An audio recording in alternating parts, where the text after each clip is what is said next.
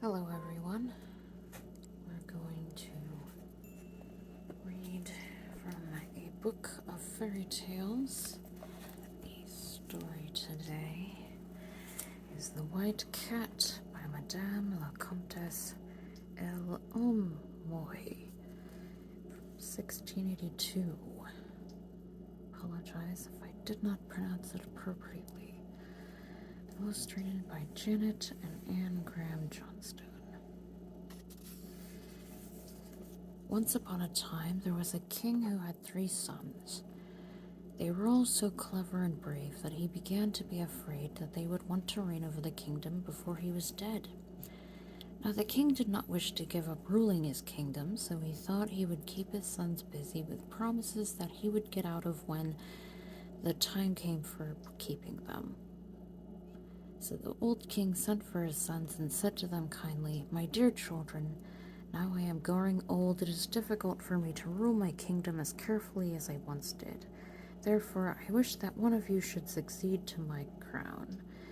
As I think of retiring into the country, I would so much like to have a pretty, faithful little dog as a companion.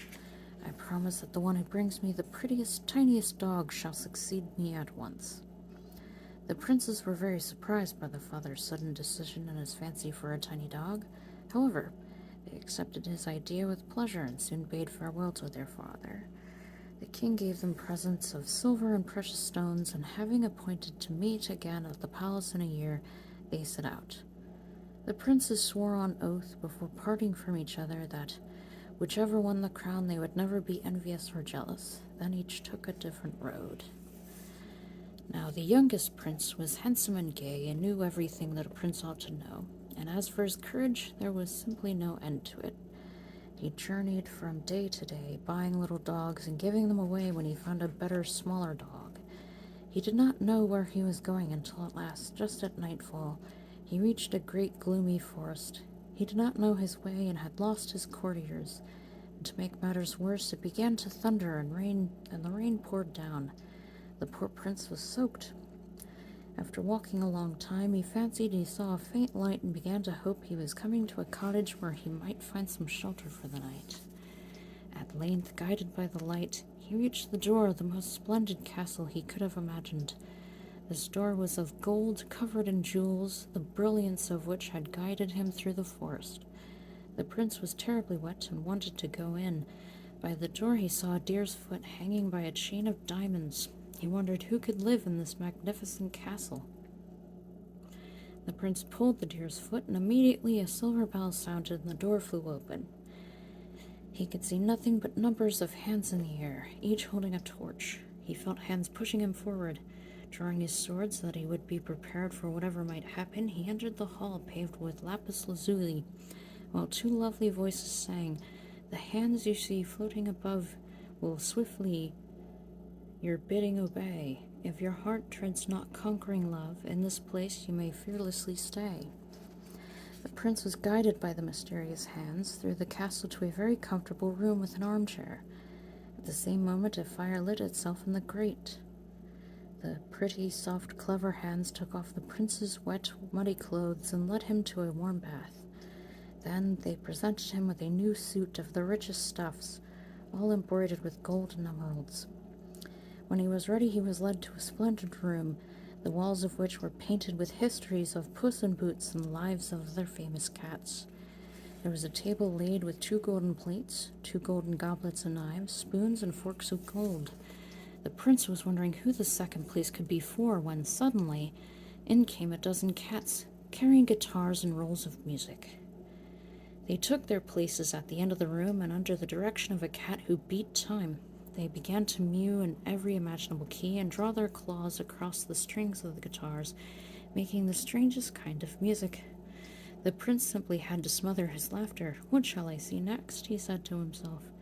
Instantly the door opened, and in came a tiny figure covered by a black veil. It was escorted by 2 cats, wearing black mantles and carrying swords. A large party of gaily dressed cats followed. The prince was astonished, but the tiny figure came up to him and threw back its veil, and he saw the loveliest little white cat it is possible to imagine. She looked very young and very sad, and said in a sweet little voice and went straight to the king's heart. Prince's heart. King's son, you are welcome. The queen of the cats is glad to see you. Lady Cat, replied the prince, I thank you for receiving me so kindly, but surely you are no ordinary pussycat. King's son, said the white cat, I beg you to spare me these compliments. Let supper be served. So the mysterious hands began to bring in the supper, and first they brought in a dish of stewed pigeon and a fricassee of fat mice. The white cat assured the prince that the dishes were for him were prepared in a separate kitchen, and contained neither mice nor rats. The prince found the white cat altogether charming and interested in all the subjects he cared for himself. After dinner they went to the castle's pretty little theater, where the cats acted and danced for their amusement. Wow.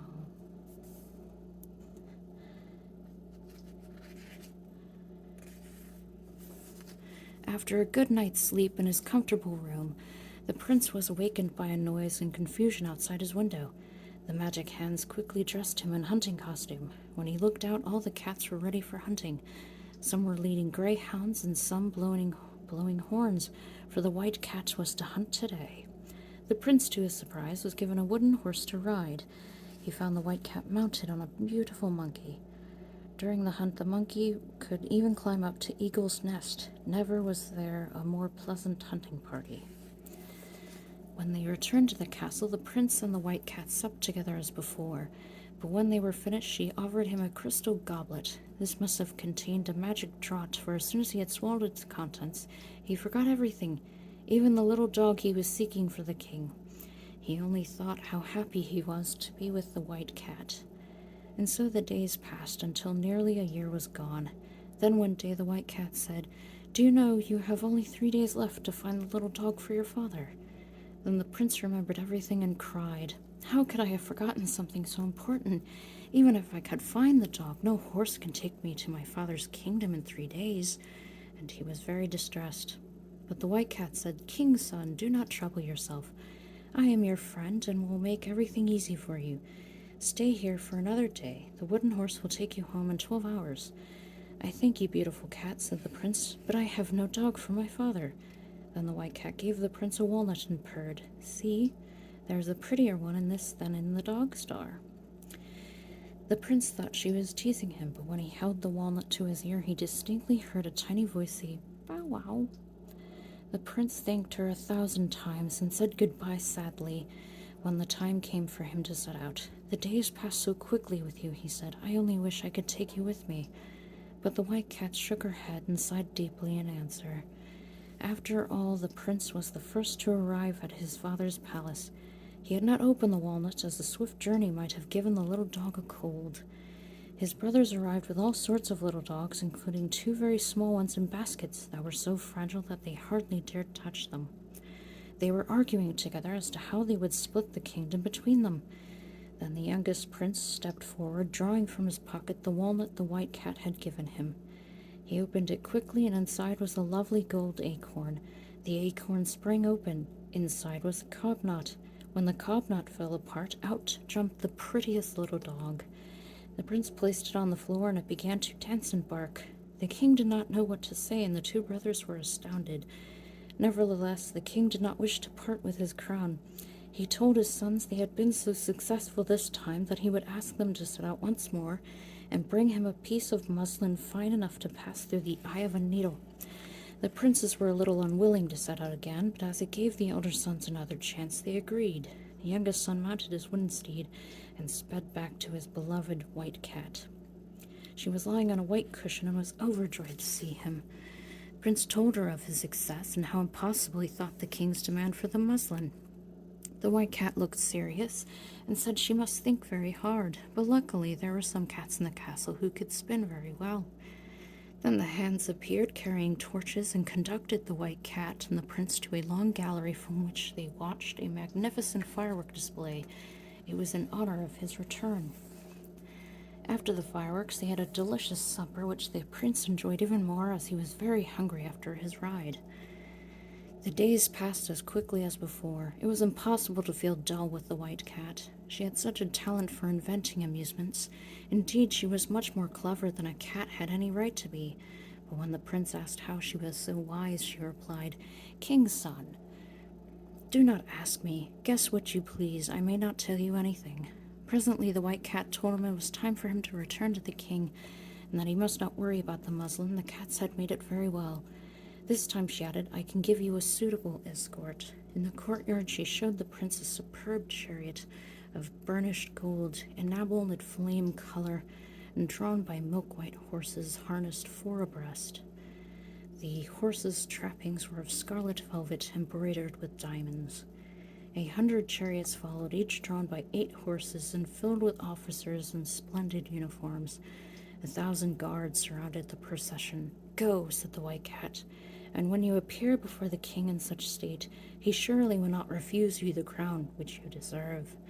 Take this Brazil nut, but do not open it until you are before the king. Then you will find in it the piece of stuff you begged for." "Lovely Planchette," said the cat, for this was the white cat's name, "how can I thank you for your kindness? Only tell me that you wish it, and I will give up the thought of being king and will stay here with you always." "King's son," she replied, "it shows the goodness of your heart that you should care so much for a little white cat, who is good for nothing but to catch mice, but you must not stay." So the prince kissed her little paw and set out. This time he traveled so fast he arrived in half the time it had taken the wooden horse. The 2 brothers were already showing their muslin to the king, and rather glad he had not arrived. Their muslin would just fit through the eye of a very large needle. The king, who was glad to be able to make a difficulty, sent to the treasury for a very fine needle that was kept among the crown jewels. Everyone saw that it was impossible for the muslin to pass through the eye of the needle, and the 2 princes were very angry at the trick that had been played upon them. Suddenly the trumpet sounded, and the youngest priest came in. His fathers and brothers were quite astonished at his grandeur, and after he had greeted them, he took the Brazil nut from his pocket.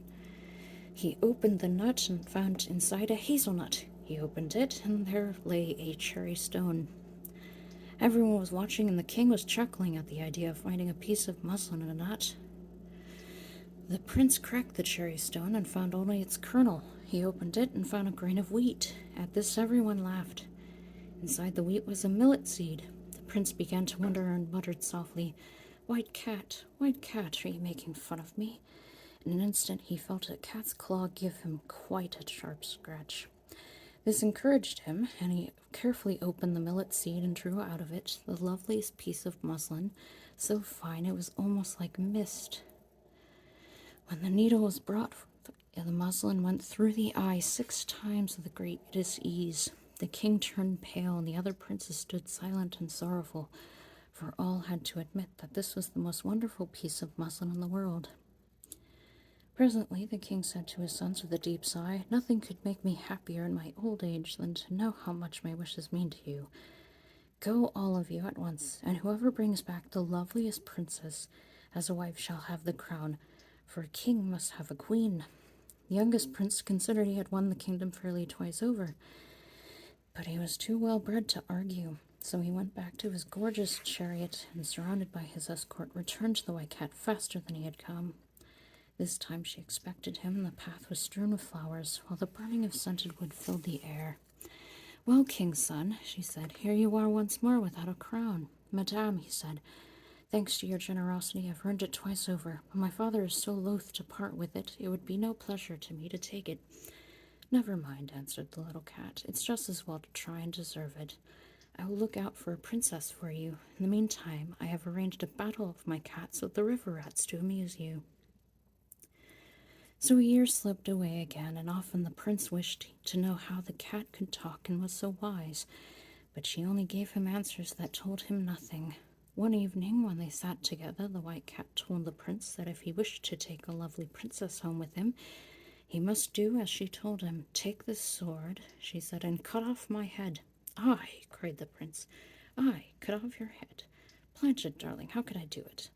"I entreat you to do as I tell you, king's son," she replied. The tears came to the prince's eyes, and he begged her to ask anything but that, but the white cat was determined. After arguing in vain, he took the sword and desperately, with trembling hand, he cut off the little white head. Imagine his astonishment and delight when suddenly a lovely princess stood before him. While he stood speechless in amazement, the door opened and a goodly company of knights and ladies entered, each carrying a cat skin. The white cat then told the prince that she was a princess who had been enchanted by an ugly old fairy who had turned her and her court into cats. Thus they were to remain until a good prince released her by loving her dearly, but agreeing to cut off her head. Beautiful princess, cried the prince, falling on his knees, I beg you to marry me. I love you. I love you better than anything in the world, answered the princess. So the prince returned once more to the king, bringing his princess. And when they arrived, the prince found his brothers walking on the chairs, each with a beautiful princess. But the youngest prince had hidden his bride in a crystal chair with silken curtains. He said he had found something rarer than a wife, a little white cat. At this they all laughed and asked if he was afraid of mice. The king received them all graciously, but was unable to choose between the two sons' princesses, and turned to his youngest son, saying, Have you come back alone after all? Your Majesty, replied the prince, you will find in that crystal chair a little white cat which has such soft paws and mews so prettily that I am sure you will be charmed with it. When the king went to the chair, the crystal shattered into 1,000 sparkling pieces, and there stood the beautiful princess. Sire, said the princess, I have not come to take away your kingdom, which you rule so well. I have 6 kingdoms.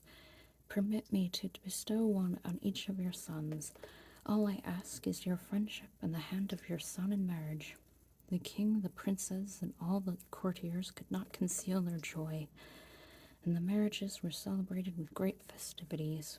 Then they all lived happily ever after, each in their own kingdom, and the prince and princess had beautiful children who were all very, very fond of cats and kittens. It was lovely. Thank you for watching this video, for visiting my channel. If you enjoy what you've seen and what you've heard, please feel free to subscribe, and thank you. I hope you have a wonderful day.